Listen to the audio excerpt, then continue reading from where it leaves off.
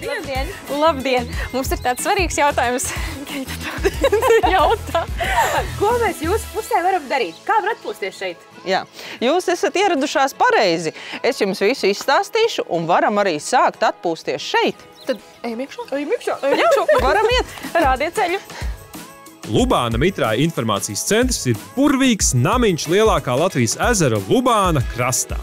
Meitenes uzzina, ko tuvākajā apkārtnē var darīt un apskatīt, jo iespēju ir pat tiešām daudz.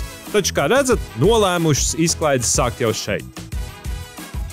Mani pārsteidz, ka turisma informācijas centrs ir ne tikai vieta, kur var uzzināt par nākamajiem galamērķiem, uz kuriem doties, bet reāli te var arī kaut ko padarīt.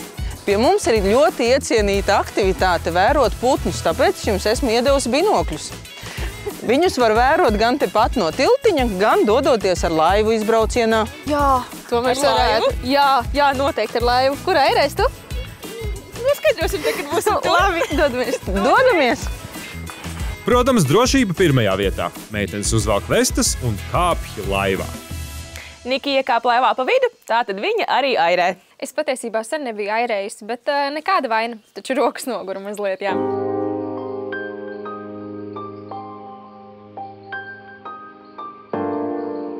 Lai putnus ieraudzītu caur binokli, jābūt pacietīgam. Putnu šeit ir patiesi daudz, tie tepatās arī līgzdo. Redzējām arī zivju gārni.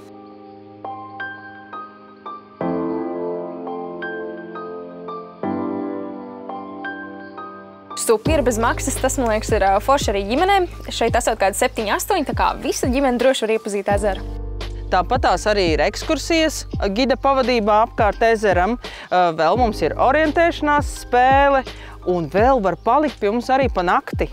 Jā, bet ņemot vērā, ka diena ir īsa un jūs gribat doties tālāk, es varbūt jums varu ieteikt doties uz Putnu dārzu Rozas, uz Lubānas mototrasi. Tur būs noteikti forši braukt ar močiem. Paskatīsimies un noteikti izdomāsim. Bet mēs varētu doties visur, kur šur tur. Jā, es kaut ko vēl esmu dzirdējis par tādiem aboriešiem. Varbūt Jā, šausim. noteikti ar loku šausiet. Tur noteikti arī ir jāizbrauc. Izklausās, ka meitenēm izdevies uzzināt, kur meklēt piedzīvojumus, un tagad ir īstais laiks tajos mesties iekšā.